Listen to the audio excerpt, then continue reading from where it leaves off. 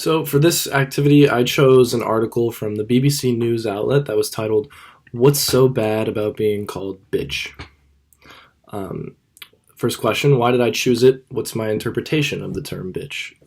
I chose this article because I felt that the author explained and captured a lot of the different ways that bitch is used in our culture these days, because it started out as it started out as a term used for dogs, and it evolved into a slur that was directed at women, and now it's also used for other things too. And the author kind of got into that, and I like that. I would say my interpretation of the term bitch is that its meaning depends largely on the context. It is used mainly as a derogatory term towards women, especially, I would say, to demean women that have been successful in the workforce, right? So a lot of women that have to, in the work environment, in a professional environment, when you want to be successful, you have to push forward, you have to be stern, you have to stick up for yourself.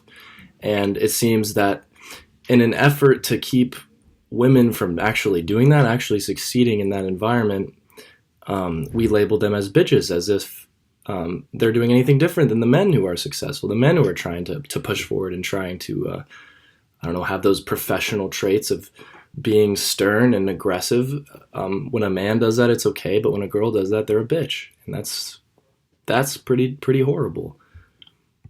All right, describe what I feel is the overall message the creator and author is trying to portray. Okay, so I think the author here is trying to highlight the differences between the treatment of men and women in the professional space, kind of how I was addressing it earlier. She uses Hillary Clinton as an example. In the 2016 election, Trump supporters made some shirts that said, "Trump that bitch," right? So it was about Trump beating Hillary Clinton, referring to her as a bitch. And the author explains, Hillary Clinton's a woman, she's a professionally successful woman, and oftentimes the traits that takes is some kind of stern, not even sternness, but assertiveness. And you got to stick up for yourself, and Hillary is someone who would do that. She's successful. And so the media labels her as a bitch, but is her demeanor any worse than Trump's? No, definitely not. He's just as much of a bitch as she is.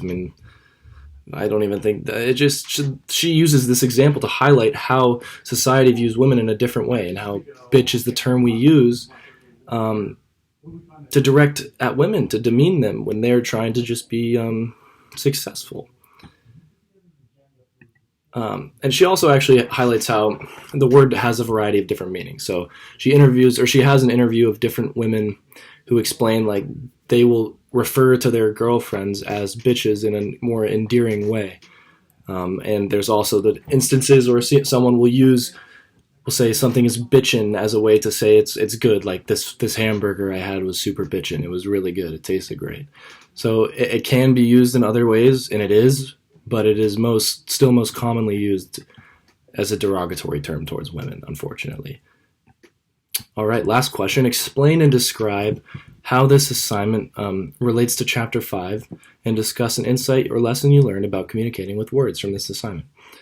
I'd say my article relates to Chapter 5 because it shows how the meaning of words can evolve and change over time, and it shows how the meaning of words is different given different contexts. Bitch can mean a variety of different things. It can hold different weights. It can be super negative. It can be a positive thing in some sense, in some instances, rare cases, but still. I think I found it insightful that one word, bitch, can mean a variety of different things given the context. When I hear that word before this assignment, I just think of it as a word that people use to shame women, honestly, and that is still very true. So I don't want to pretend that that's not the case, but there are other uses for it, and I enjoyed learning about them. I thought that was interesting. Thank you.